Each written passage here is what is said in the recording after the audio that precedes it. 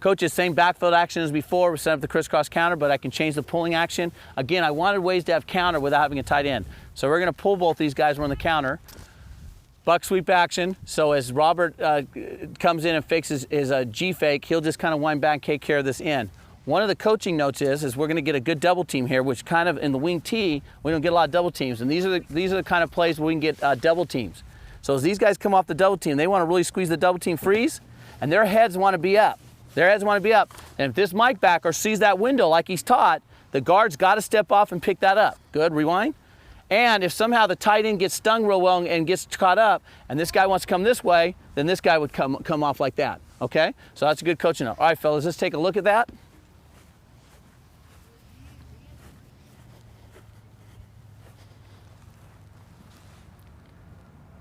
Whoa. Shit.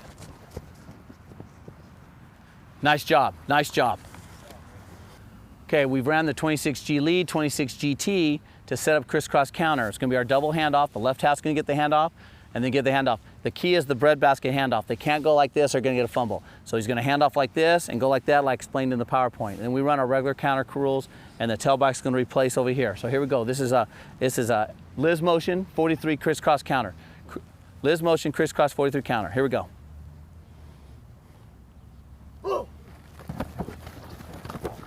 Nice, nice, nice, nice. That looked really good. Looked really good. Okay, hustle back on the ball. Coaches, I'm going to show you a really cool wrinkle where after you do the crisscross, you can run an option and pitch it to the quarterback with the edge. It's kind of a trick play. All right, fellas, hey, now understand, my players have never ran this before, so let's see how this looks. Hey, run the exact same play, but Q, come outside, and when you come up here, Moffitt's going to come up and then pitch it to Phillip. Phillip's going to be the option man.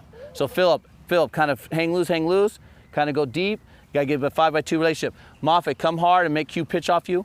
I want you to squeeze down and manual. Log the defensive end. Don't change anything. Don't change anything. Okay. Q's just gonna pitch it to Phillip. That's it. It's a little trick play.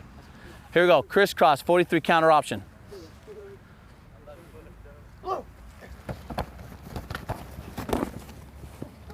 Nice. Okay, let's look at some game film of how to attack the 4-3 defense with off-tackle plays.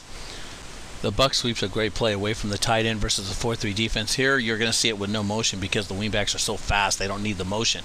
The backside guard pulls too wide, so he can't snap and get that inside backer. And also the left wing is too high when he's blocking that DN. He's got to hit those hips and crab down to the legs.